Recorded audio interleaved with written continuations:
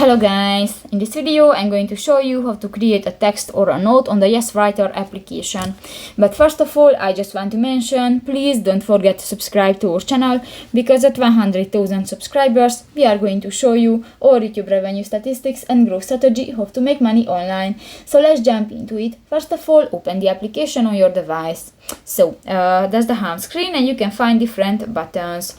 New, just go to the lower bar and click to the recent option, for example, at the lower left corner of the home screen. And here you can check your notes, your books, and if you want to create a new note, just click to the green plus icon at the lower right corner of the home screen, and you can write with your hand, or you can type a text for that, and you can insert different images or things. So that's pretty much it for this video, guys. See you in the next one. Bye bye.